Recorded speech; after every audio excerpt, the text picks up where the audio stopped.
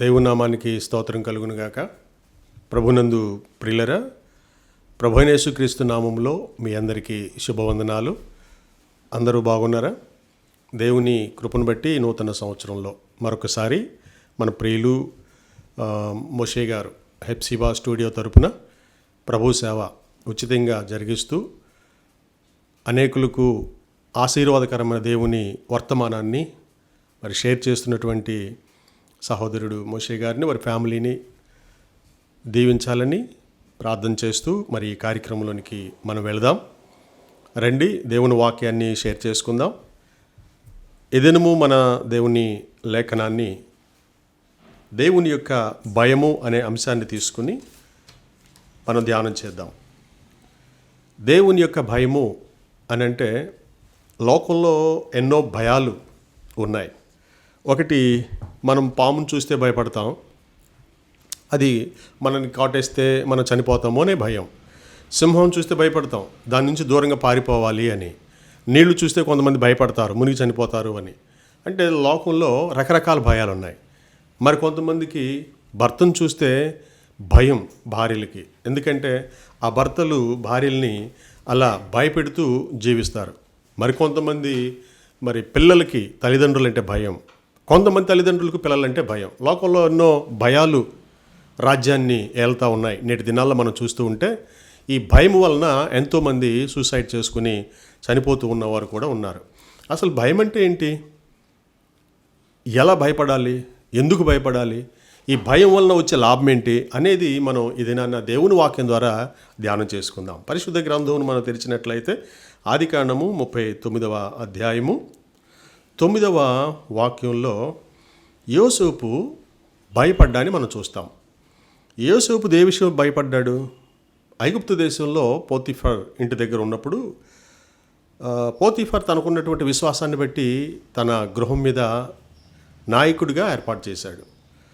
అతనికి గొప్ప అధికారాన్ని ఇచ్చాడు. నా ఇల్లంతటి మీద నువ్వు నాయకుడిగా ఉండు, నేను దూరదేశం వెళ్తున్నాను, మరలా వచ్చేంత వరకు నా బాధ్యతలన్నీ నువ్వే చేయాలి అని ఒక అద్భుతమైనటువంటి బాధ్యతను యోసేపు మీద పెట్టి వెళ్ళిపోతాడు. ఒకరోజు సాయంకాలం యోసేపు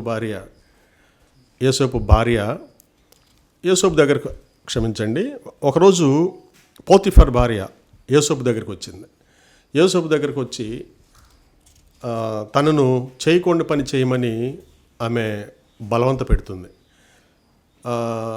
ఇంత ఘోరమైన పాపం నేను చేయను అని చెప్పినప్పుడు, ఇక్కడ ఎవరూ లేరు, మా ఆయన కూడా ఊరిల్లాడు, పిల్లలు కూడా లేరు, మన ఇద్దరమే ఉన్నాం అని యోసేపుతో కన్విన్స్ చేయడానికి చెప్పినప్పుడు యోసేపు అంటాడు, ఇంత ఘోరమైన పాపము దేవునికి వ్యతిరేకంగా చేసి ఎలాగున నేను పాపం కట్టుకుందును అని ఆదికాండము 39వ అధ్యాయము 9వ వచనంలో వ్రాయబడింది. అంటే ఇప్పుడు యోసేపు ఎవరికి భయపడ్డాడు? దేవునికి భయపడ్డాడు. అక్కడ దేవుడు ఉన్నాడా? అక్కడ దేవుడు లేడు. అక్కడ ఎవరున్నారు అంటే కేవలము పోతిఫర్ భార్య యవన ప్రాయంలో ఉంది, యోసేపు కూడా యవన ప్రాయంలో ఉన్నాడు. ఇంకా ఆ దినాన్న ఆ రూములో, ఆ గదిలో జరిగే పాపానికి ఎవ్వరికి తెలియదు. కానీ అని పోతిఫర్ భార్య అనుకుంది. అయితే యోసేపు ఏమంటున్నాడంటే, ఇక్కడ ఎవరు లేరు అని నువ్వు అంటున్నావు, కానీ ఇక్కడ ఒకడు ఉన్నాడు, ఆయనే దేవుడు. ఆయనకు వ్యతిరేకంగా, ఆయన ముందు నేను ఇంత ఘోరమైన పాపం ఎలా చేసేదని దేవునికి భయపడ్డాడు. సో దేవునికి భయపడుట వలన యోసేపు ఎంత గొప్పవాడయ్యాడో, ఎంత గొప్పగా దీవించబడ్డాడో ఆ విషయాన్ని నేను మీకు తెలియపరుస్తున్నా. ఒక విద్యార్థి స్కూల్లో టీచర్కి భయపడాలి. ఒక విద్యార్థి స్కూల్లో టీచర్కి భయపడితేనే తను చక్కగా చదవగలడు. మా గురువుగారు వస్తాడు, నేను సరిగ్గా చదవకపోతే మార్కులు తక్కువగా వస్తే నన్ను శిక్షిస్తాడు అనే భయం ఉండాలి. ఇంటి దగ్గర తల్లిదండ్రులకు భయం, నేను సరిగ్గా హోంవర్క్ చేయకపోతే అమ్మ నాన్నలు నన్ను శిక్షిస్తారు అనే భయం బిడ్డకు ఉండాలి. అప్పుడు విద్యార్థి చదువుకొని ఆ భయం వలన మంచి మార్కులు సాధించి ఫ్యూచర్లో ఉజ్వలమైన ఉద్యోగాన్ని సంపాదిస్తాడు. కనుక భయము అనేది చాలా ప్రాముఖ్యమైంది. అయితే బైబిల్ గ్రంథం చెప్తుంది, యోసేపుకు ఉన్నటువంటి భయము, ప్రియులారా, మనము ఫియర్ ఆఫ్ గాడ్ అని అంటూ ఉంటాం, కానీ హీబ్రూ భాషలో ఇరాట్ అడోనాయ్ అని రాయబడిన పదం. దేవుని యొక్క భయము అంటే ఇరాట్ అడోనాయ్ అని అంటారు. అంటే దేవుని పట్ల భయము అనేది దడుచుకునే భయం కాదు, ఇది గౌరవపూర్వకమైనటువంటి భయం. భర్త వస్తున్నాడంటే భార్య వెంటనే లేచి చకచకా టీ పెట్టడం, అతనికి పరిచర్య చేయడం చేస్తుంది అని అంటే అది భయపడి కాదు, అది ఒక గౌరవంతో కూడినటువంటి భయం. నన్ను పోషించేవాడు నా భర్త, నా యజమాని నా ఇంటికి వచ్చాడు, త్వరగా అతనికి మనం సేవ చేయాలి అనే ఒక గౌరవంతో కూడిన భయాన్ని ఇరాట్ అడొనాయ్ అని అంటారు. అంతేగాని లోకంలో ఉన్నటువంటి భయాలు కాదు. ఈ మధ్య ఒక స్టూడెంట్, ఒక పిల్లవాడు వాళ్ళ నాన్నగారు ఇంటికి వస్తుంటే పరుగున ఎదురెళ్ళి భుజాల మీద ఎక్కాల్సిన బిడ్డ నాన్నగారు వస్తున్నాడని పరుగున ఇంట్లోకి వెళ్ళి దాక్కున్నాడు, బీరువా చాటును దాక్కున్నాడు. కారణం ఏంటి అంటే ఆ నాన్నగారికి పిల్లవాడు కనబడితే వాడిని చావబోతాడు. ప్రియమైన దేవుని బిడ్డలారా, చూడండి పిల్లలకి ఎలాంటి భయమో. కొంతమంది తండ్రులు బిడ్డల్ని భయపెట్టి ఇలా చేస్తూ ఉన్నారు. లోకాల్లో ఉన్నటువంటి భయాలు భయంకరమైనవి ఉన్నాయి, కానీ మనం ఏ భయాన్ని కలిగి ఉన్నాం? వాస్తవానికి పాము అంటే ఎవడు భయం కలిగి ఉండకుండా ఉండడు. సర్పం దగ్గరికి వెళ్ళంటే వెళ్తాడా? ఒక అడుగు కూడా ముందుకేయడు, ఎందుకంటే అది కరుస్తుంది, చస్తాడని తెలుసు. కానీ దేవుడు అంటే భయం ఉందా? దేవుడు చేయొద్దు అన్న పని చేస్తే అది పాపము, పాపం వల్ల వచ్చే జీతం మరణము అనే భయం ఉందా? సర్పం కాటేస్తే చచ్చిపోతామని అనుకుంటున్నావు, కానీ దేవుడు చెప్పిన మాట వినకపోయినా కూడా చస్తాడు అనే భయం ఉందా? లేదు. లేకనే ఇష్టానుసారంగా జీవిస్తూ ఉన్నారు నేటి సొసైటీలో. ఇష్టానుసారమైన బ్రతుకుతూ ఉన్నారు. తల్లిదండ్రులు అంటే గౌరవం లేని పిల్లలు, భర్త అంటే భార్య గౌరవం లేని భార్యలు, భార్యలు అంటే గౌరవం లేని భయం లేని భర్తలు, సొసైటీలో టీచర్స్ అంటే భయం లేని స్టూడెంట్స్. ఈనాడు మేము చదువుకుంటున్న రోజుల్లో టీచర్స్ అంటే భయపడేవాళ్ళం, కానీ ఇప్పుడు స్టూడెంట్స్ని చూసి భయపడుతున్నారు టీచర్స్. కారణం ఏంటో తెలుసా ప్రియులరా? ఇంటి దగ్గర బిడ్డలకి డిసిప్లిన్ లేని పెంపకం, క్రమశిక్షణ లేని పెంపకం. విద్యార్థులను చూస్తేనే టీచర్స్ భయపడే రోజులు ఇవి. మరి పిల్లలు ఎలా భయపడతారు? ఎలా ఆశీర్వదించబడతారు? పిల్లలు ఎలా దీవించబడతారు? సో నువ్వు కలిగి ఉండవలసినటువంటి భయం ఏంటంటే లోకంలో ఉన్న వాటిని బట్టి కాదు.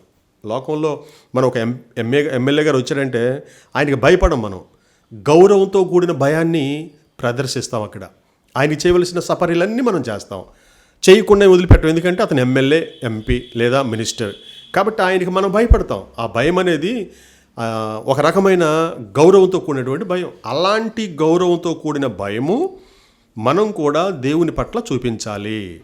ఎమ్మెల్యేనో ఎంపీనో మన ఇంటికి వస్తేనో మన గ్రామం వస్తేనో మనం ఎలా గౌరవపడతామో అలాగే దేవుడు మనతో ఉన్నాడు అని ప్రతి నిత్యము కూడా ఆయన్ని మన ప్రక్కనే ఉన్నాడని మనం భావించాలి.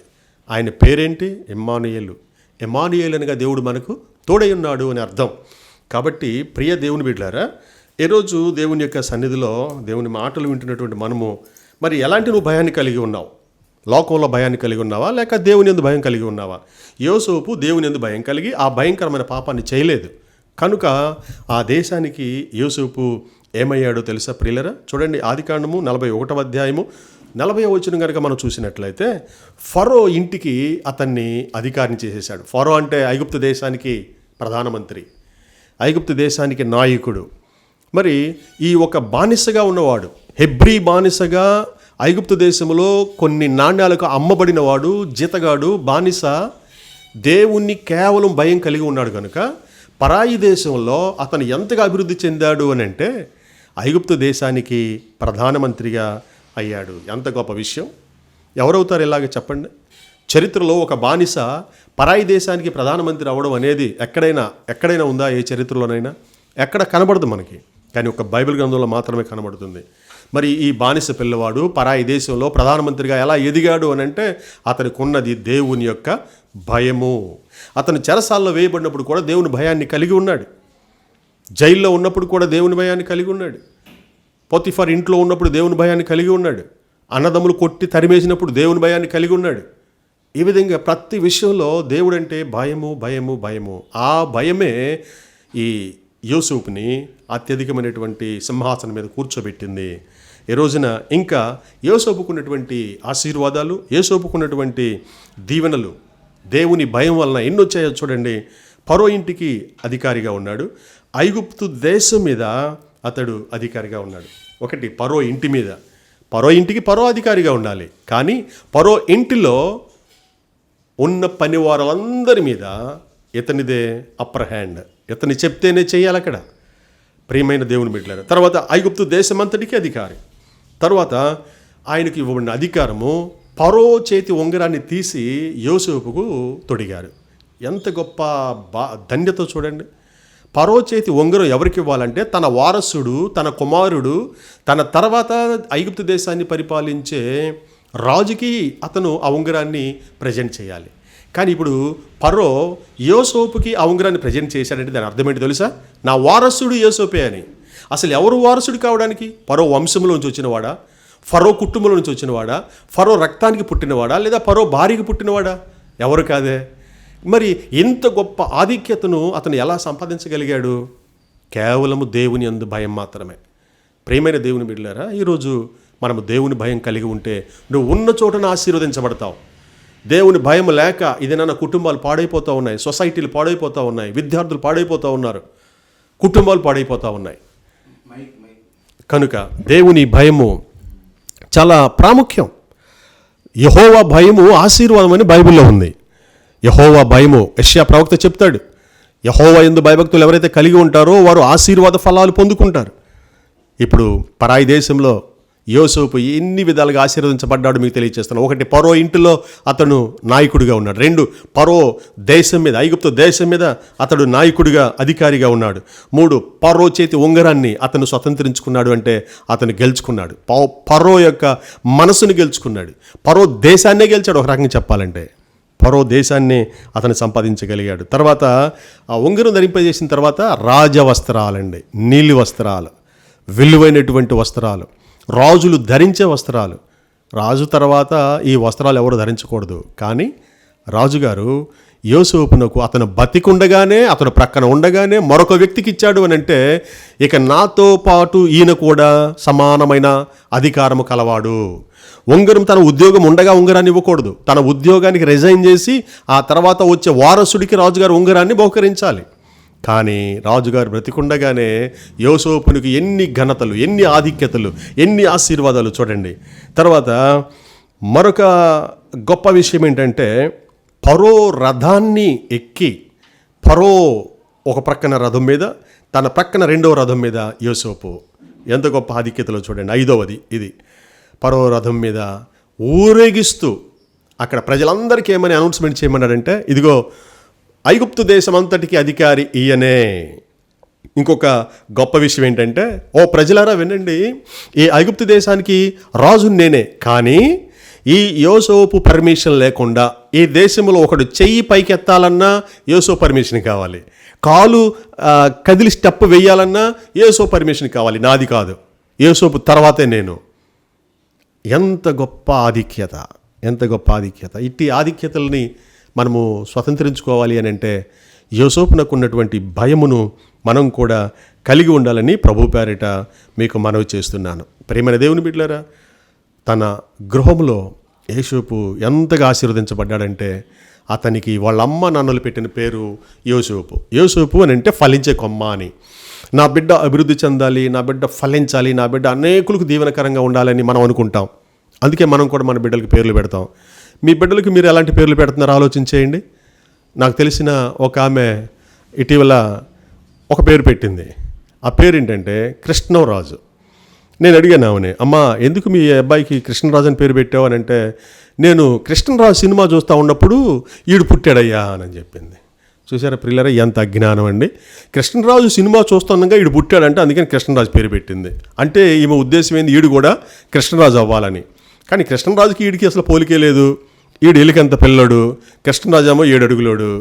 చూడండి అసలు వాళ్ళ ఉద్దేశం ఏంటంటే, నా ప్రియమైన దేవుని బిడ్డలారా, లౌకిక సంబంధమైనటువంటి ఆధిక్యతలు కోరుకుంటుంది నేటి సొసైటీ.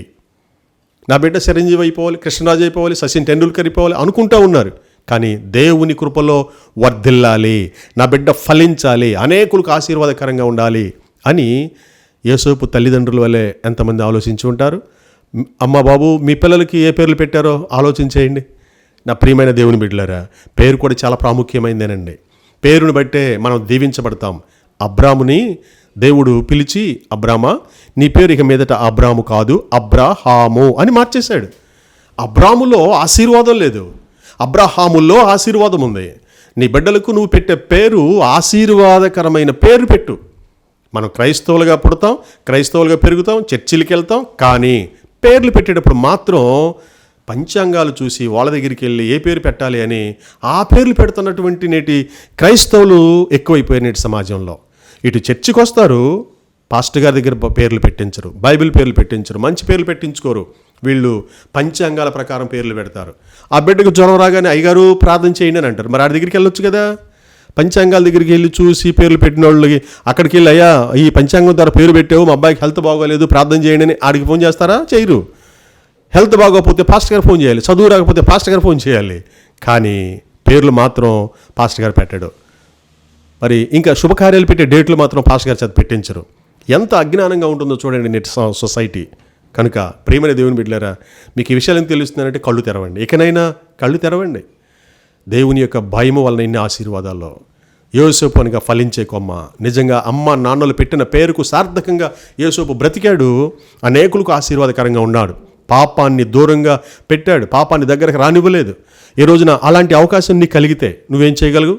పాపానికి దూరంగా వెళ్ళగలవా, లేక సంసోను వలె పాపపు బురదలో కూరుకుపోతావా? ఆలోచన చేయి ప్రియ దేవుని బిడ్డలారా. ఆ తర్వాత ఇన్ని ఆధిక్యతలు చూసినటువంటి ఫరోరాజు యోసేపునకు ఒక పేరు పెట్టాడు. యోసేపునకు ఫరోరాజు పెట్టిన పేరేంటంటే జప్నత్పనేహు అనే పేరు పెట్టాడు. దీని అర్థం ఏంటి అని అంటే ఐగుప్తు భాషలో ఐగుప్తు పేరు ఇది. అనగా దేవుడు మాట్లాడువాడు, దేవుడు జీవించువాడు అని అర్థం. ఫరో పెట్టిన పేరులో ఎంత ఉన్నతమైన అర్థం ఉందో చూడండి. ఎందుకు ఫరో ఈ పేరు పెట్టాడు అంటే, ఫరో దేశంలో యోసేపు వంటి జ్ఞాని తెలివైన వాడు ఎవరు లేరు. ఎందుకంటే ఫరోకు కల వచ్చింది, ఆ కలభావం చెప్పేవాడు ఎవ్వరు లేరు.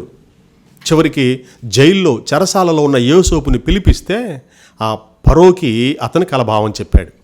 ఇది ఎంత గొప్ప ధన్యత. అప్పుడు ఫరో నిజంగా ఈ యోసేపు మామూలు జ్ఞానం కలిగిన వాడు కాదు, ఇతడు దైవ జ్ఞానం కలవాడు అని దేవుని యొక్క జ్ఞానమును కలిగినటువంటి ఆ యోసేపును చూసి ఫరో రాజు కూడా ఆశ్చర్యపోయి యోసేపు కలిగిన దేవుడే నిజమైన దేవుడు అని అతను సాక్ష్యం ఇవ్వడాన్ని మనం చూస్తున్నాం. కనుక మన దేవుడు మాట్లాడేవాడు, మన దేవుడు సజీవుడు. ఆయన నిన్న నేడు ఏకరీతిగా ఉన్న దేవుడు.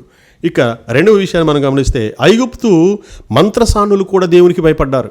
ఐగుప్తు దేశంలో నిర్గమకాండము 1వ అధ్యాయము 17వ వచనాన్ని కనుక మనం చూస్తే, యోసేపు కాలంలో ఫరో రాజుగారు కొంతకాలం చనిపోతాడు. చనిపోయిన తర్వాత మరొక ఫరో కొత్తోడు వస్తాడు. వచ్చినప్పుడు అప్పుడు యోసేపు ఐగుప్తు దేశంలో 80 సంవత్సరాలు ప్రధానమంత్రిగా ఉన్నాడండి. ప్రపంచ చరిత్రలో 80 సంవత్సరాలు ఏ దేశ ప్రధాని కూడా పనిచేయలేదు. మన ఇండియాలో కూడా అన్ని సంవత్సరాలు పనిచేసిన వాడు లేడు. బైబిల్ చరిత్రలో కూడా ఎక్కువగా పరిపాలించిన వ్యక్తి ఎవరు అని అంటే యోసేపే. యోసేపు 80 ఏండ్లు, ఆయన 30 సంవత్సరాల వయసులో రాజ్యానికి వస్తాడు. యవ్వన ప్రాయంలో రాజ్యానికి వచ్చాడు. 110 సంవత్సరాల వయసులో వృద్ధాప్యంలో ఆయన చనిపోతాడు.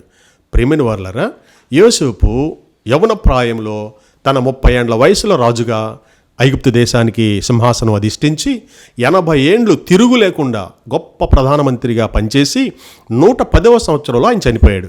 ఆయన చనిపోయిన తరువాత ఐగుప్తు దేశానికి క్రొత్త ప్రధానమంత్రి వస్తాడు, ముఖ్యమంత్రి రాజుగారు వస్తాడు. ఆ రాజుగారు ఆ తర్వాత ఇశ్రాయేల్ ప్రజల్ని ఇబ్బంది పెట్టడం ప్రారంభించాడు. ఇశ్రాయేల్ ప్రజలేమో నానాటికి వర్ధిల్లుతూ అభివృద్ధి చెందుతూ ఉన్నారు. దేవుడు చెప్పాడు కదా, యెహోవా యందు భయభక్తులు కలిగిన వారు వర్ధిల్లుతారు అని దేవుడు చెప్పాడు కదా. ఆ మాటను బట్టి ఐగుప్తు దేశంలో ఇశ్రాయేలు ప్రజలు విస్తారంగా దీవించబడుతూ ఉన్నారు. వందలు వేల మంది అయ్యారు, వేలు లక్షల మంది అయ్యారు. ఇంకప్పుడు కొత్తగా వచ్చిన ఫరో, ఇశ్రాయేలు ప్రజలు ఈ విధంగా అభివృద్ధి చెందుతూ ఉన్నారు, శత్రువులు మన మీదకి ఎవరైనా దాడి చేస్తే వీళ్ళు వాళ్ళతో కలిసి మనకు వ్యతిరేకంగా యుద్ధం చేసి మనల్ని ఓడిస్తారేమో, మన దేశాన్ని వదిలి వారు స్వదేశానికి వెళ్ళిపోతారేమో, కాబట్టి వీళ్ళని వెళ్ళనివ్వకుండా మనం బానిసలుగా చేసుకోవాలి. కనుక ఈ ఇశ్రాయేలు ప్రజల్లో పుట్టిన ఆడపిల్లల్ని బ్రతకనివ్వండి, వాళ్ళు మనకు దాసీలుగా పనిచేస్తారు, మగపిల్లలైతే చంపేయండి అని ఆజ్ఞాపిస్తాడు. అప్పుడు ఐగుప్తు దేశంలో ఉన్నటువంటి ఫూయా సిఫ్రా అనే 2 మంత్రసానుల్ని ఇశ్రాయేలు ప్రజల మీద, డెలివరీ అయ్యే ప్రజల మీద నాయకురాళ్ళుగా పెడతారు. ఎందుకనంటే ఇజ్రాయేలీ స్త్రీ ఎవరైనా ప్రసవించిందంటే మగబిడ్డ అయితే చంపేయాలి, ఆడబిడ్డ అయితే బ్రతకనివ్వాలి. ఇది వాళ్ళ డ్యూటీ. అలా చేస్తూ ఉన్నప్పుడు వారు ఇరువురు కూడా దేవునికి భయపడి అని రాయబడిందండి. ఒక చక్కని మాట, అద్భుతమైనటువంటి మాట ప్రియులరా. నిర్గమకాండము 1వ అధ్యాయము 17వ వచనంలో మనం చూసినట్లయితే, ఈ ఇరువురు మంత్రసానులు దేవునికి భయపడి మగబిడ్డల్ని చంపకుండా విడిచిపెట్టాను అని రాయబడింది. ఆ క్రింద వాక్యంలో దేవుడు ఏం చేశాడంటే ఆ మంత్రసానుల యొక్క వంశావళిని అద్భుతంగా ఆశీర్వదించాడు. ఎందుకని? వీళ్ళు దేవునికి భయపడ్డారు. వీళ్ళు ఐగుప్తీలే. ఐగుప్తులో దేవతలు చాలామంది ఉన్నారు, కానీ ఐగుప్తు దేవతలకు వీళ్ళు భయపడలేదు. యోసేపు దేవుడైన ఇశ్రాయేలు దేవునికి భయపడ్డాడు. యోసేపు నిజమైన దేవుడని అందరూ గుర్తించారు. బానిసలు కూడా గుర్తించారు, దాసులు గుర్తించారు, మంత్రులు గుర్తించారు, అక్కడ విద్యావేత్తలు గుర్తించారు. వారెవ్వరు చేయలేని గొప్ప పని యోసేపు మాత్రమే చేయగలిగాడు. కనుక యోసేపు దేవుడు గొప్ప దేవుడు అని వారు గుర్తించి అక్కడ మంత్రసానులు కూడా మన దేవతలు కాదు కానీ ఇశ్రాయేలు దేవుడు నిజమైన దేవుడు, ఆ దేవునికి వ్యతిరేకంగా మనం ఏమైనా చేస్తే మనకు శిక్ష కలుగుతుంది అని భయపడి ఆ పిల్లల్ని చంపకుండా వదిలేశాడు. దానికి ఫలితంగా దేవుడు ఏం చేశాడంటే ఆ ఇద్దరి మంత్రసానుల యొక్క వంశావళులు ఐగుప్తు దేశంలో అభివృద్ధి చేశానని రాయబడింది. ప్రియులరా, చూడండి, దేవునికి పక్షపాతం అనేది లేనే లేదు. ఇశ్రాయేలు ప్రజలు ప్రార్థన చేసినా, అన్యులు ప్రార్థన చేసినా, ఏ దేశస్తులు ప్రార్థన చేసినా, ఎవరు దేవునికి భయపడినా వారిని దేవుడు దీవించడానికి సిద్ధంగా ఉన్నాడు. ఆశ్చర్యకరంగా ఆయన దీవించడానికి సిద్ధంగా ఉన్నాడు. కాబట్టి ఏం కావాలి దీవించబడడానికి? భయము. దేవుని యందు భయభక్తులు కలిగిన యోసేపును ఐగుప్తు దేశంలో ఏ రీతిగా ప్రధానమంత్రిని చేసి ఆశీర్వదించాడో అదే రీతిగా మంత్రసానుల్ని కూడా విస్తారంగా ఆశీర్వదించాడు. మంత్రసానుల్ని బహుగా దీవించి వారిని విస్తరింపచేసినట్లుగా ఆదికాండము 1వ అధ్యాయము 20వ వచనం మీరు చూసినట్లయితే, వీరి వంశావళులను దేవుడు అభివృద్ధి చేసెను. ఐగుప్తు దేశంలో ఎన్నో వంశావళులు ఉన్నాయి, కానీ ఈ ఇద్దరు మంత్రసానుల వంశావళుల చరిత్ర చూసినట్లయితే వీరి వంశము బహువేగంగా అభివృద్ధి చెందింది.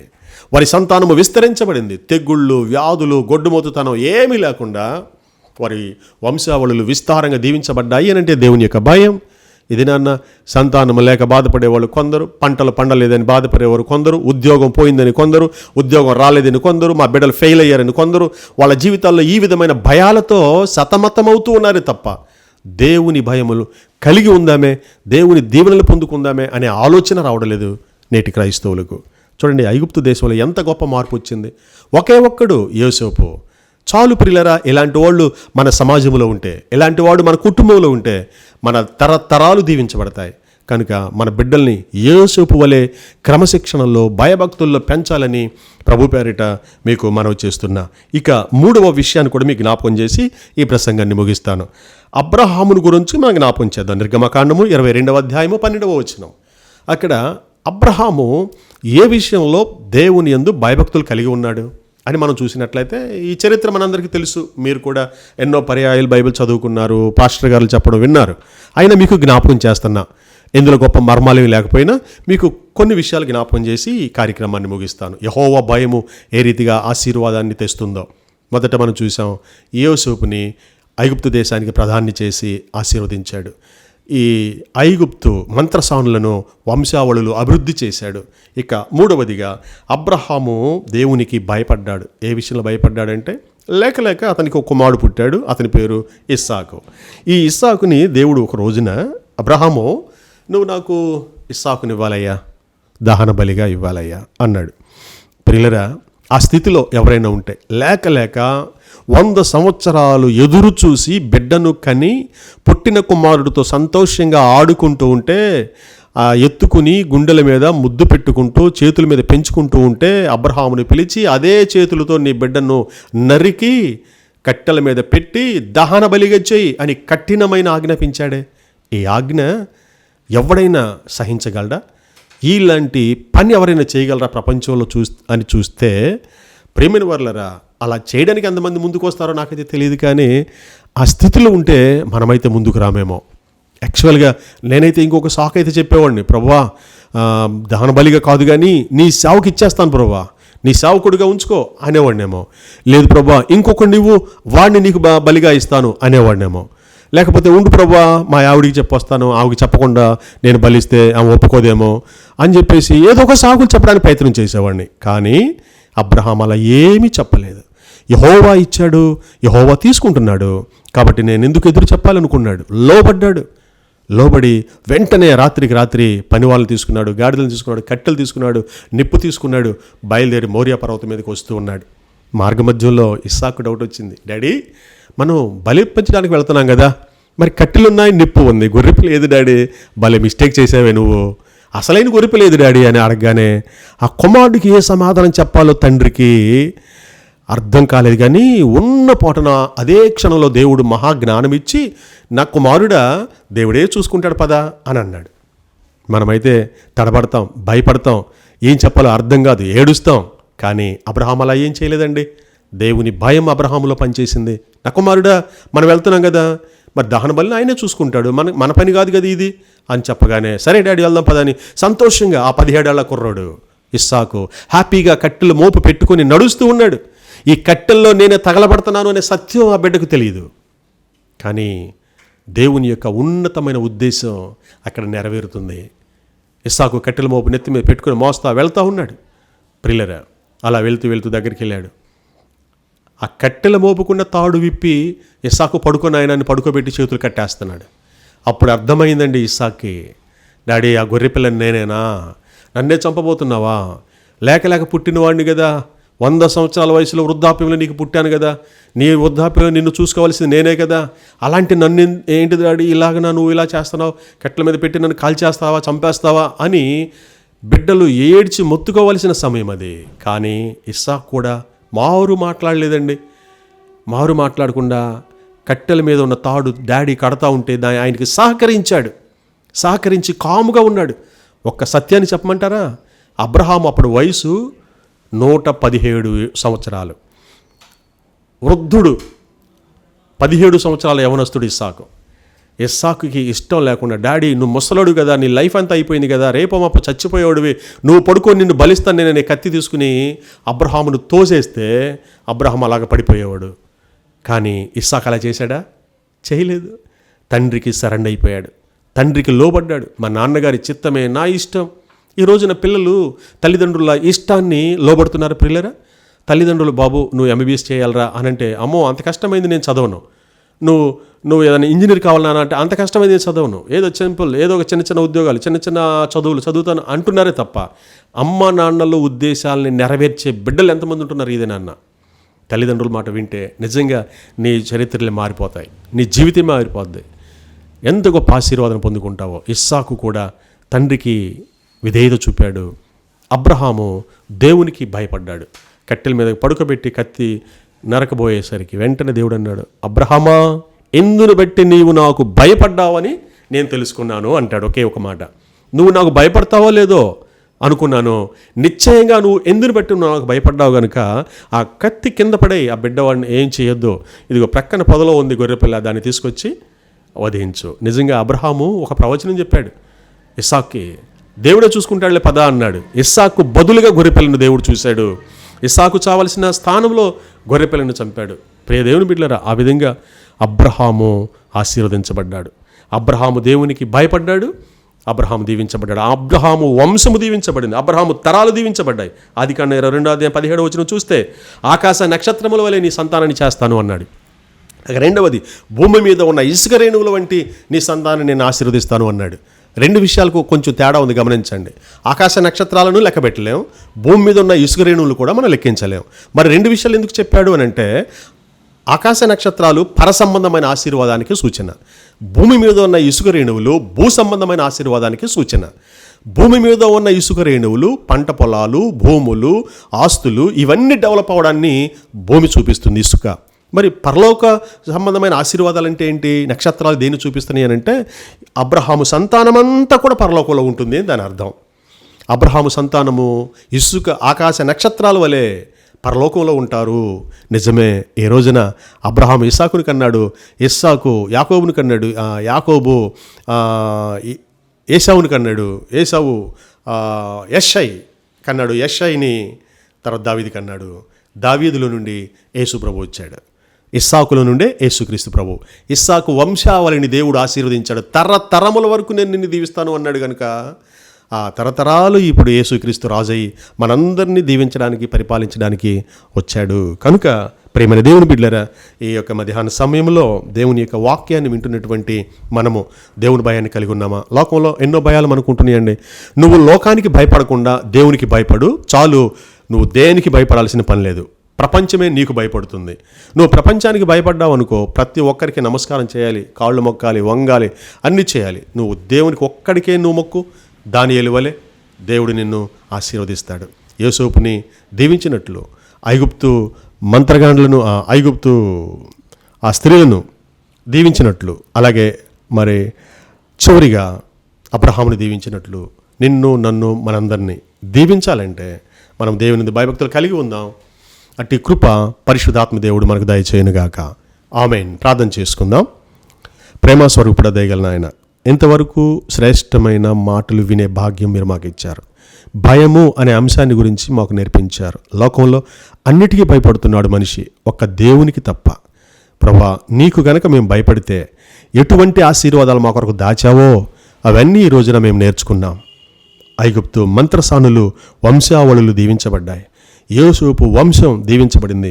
అబ్రహాము వంశం ఆశీర్వదించబడింది. అట్టి రీతిగా మా అందరి కుటుంబాలు, వ్యక్తిగత జీవితాలు ఆశీర్వదించబడినట్లు నీ కృప సహాయమును మాకు అనుగ్రహించండి. మోషే గారిని, వారి వ్యాపారమును, వారి యొక్క కుటుంబాన్ని, వారి పంట పొలాలను సమృద్ధిగా దీవించండి. ఇలాంటి పాస్టర్లు అనేక సందేశాలు యూట్యూబ్లో అప్లోడ్ చేస్తూ ఇంకా మెండైన దీవెనలు కుమారుడు పొందుకోవడానికి సహాయం చేయమని, మంచి ఆయురారోగ్యాలతో కుటుంబాన్ని నింపుమని, నిశ్చితమైతే నీ రాకడ ఆలస్యమైతే మరొక పర్యాయం మేమందరం కలుసుకునేంత వరకు నీ కాపుదలలో మమ్మల్ని సంరక్షించుమని నీ ప్రియకుమారుడు రక్షకుడైన యేసుక్రీస్తు ఘనమైన నామములో వేడుకుంటున్నాము తండ్రి. ఆమేన్. త్రియక దేవుని దీవెనలు మనందరికీ తోడైండునుగాక. ఆమేన్. God bless you.